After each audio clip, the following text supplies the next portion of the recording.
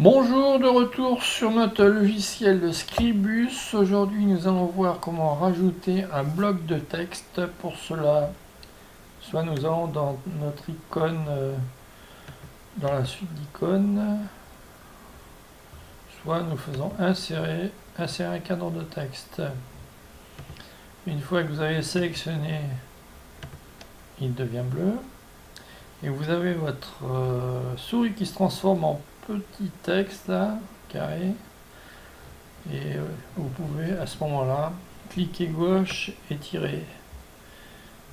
Et vous avez un cadre de texte. Le cadre de texte est sans balise particulière. Il va nous falloir le remplir avec du texte. Donc on peut plusieurs solutions, soit le taper à la main, soit importer du texte qu'on aurait saisi dans un autre logiciel, par exemple un bloc-notes, Word, etc., OpenOffice. Soit insérer un faux texte. Si vous voulez insérer un faux texte, vous pouvez choisir la langue, choisir le nombre de paragraphes et faire OK. Ça remplit votre carré. C'est juste pour voir ce que ça va donner du texte à l'endroit où vous avez fait votre carré de texte. Donc nous allons importer un texte. Je vais faire un petit texte vite fait. Donc ce texte se remplit directement dans le carré. Il y a un petit... On peut s'apercevoir qu'il y a un petit carré avec une croix à la fin. Ça veut dire que mon texte n'est pas assez... le carré n'est pas assez grand pour contenir tout le texte. À ce moment-là, soit vous tirez un peu comme ça, soit vous changez, il faudra changer la taille de la police de caractère. Donc nous allons voir vite fait comment gérer toutes les propriétés que l'on peut attribuer au texte. Alors, vous êtes sur la page, vous cliquez une fois, vous sélectionnez le carré contenant du texte, le cadre contenant du texte. Vous faites un double clic, ça vous permet de rentrer. Vous voyez, là je suis ici. Et comme d'habitude, on peut aller après sélectionner du texte.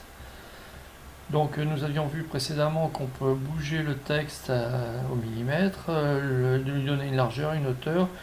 On n'avait pas vu, mais on peut aussi faire une rotation par rapport à un point. Là, c'est le point haut gauche du cadre du texte. Si on augmente le... Vous voyez que mon cadre bouge.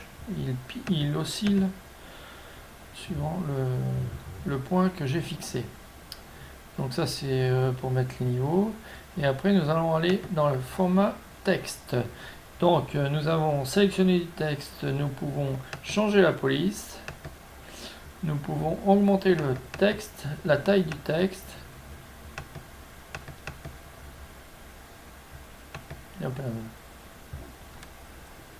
Hop, je vais garder mon truc.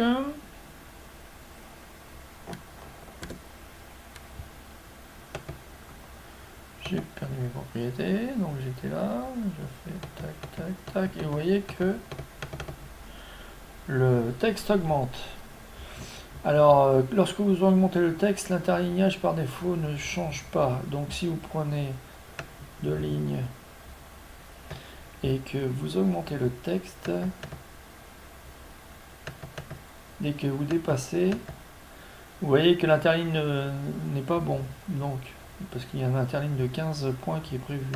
Donc il vous faudra penser à mettre interlignage automatique pour qu'il y ait un bon interligne entre les différents caractères. Ensuite, vous pouvez choisir une couleur de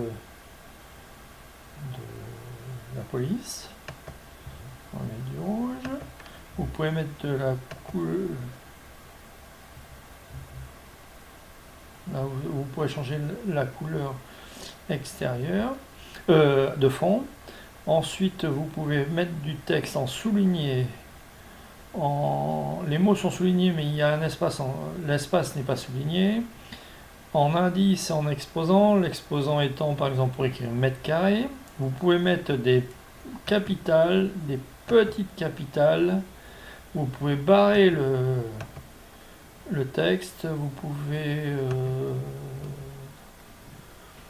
faire un contour, c'est-à-dire que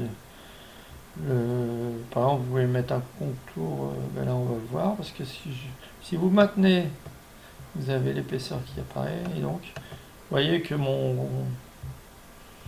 ma police est à un fond noir, et puis voilà.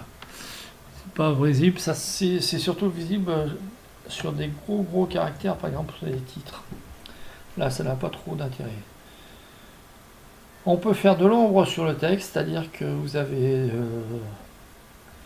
écrivez 2 fois le texte et vous pouvez décaler horizontalement, verticalement, ça vous fait un petit effet de l'ombre derrière, dans la couleur que vous avez choisie. Et ensuite vous pouvez, si vous en avez envie, faire écriture de droite à gauche. Je vois pas trop l'intérêt, mais enfin, c'est pas grave. Vous pouvez décaler la première ligne, vous pouvez avoir des colonnes, ça c'est si vous servez de colonne, etc., etc.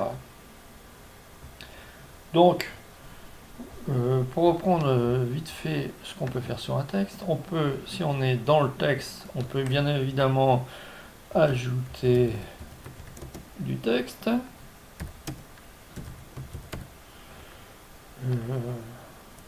On va pouvoir jouer sur la largeur, la hauteur, etc.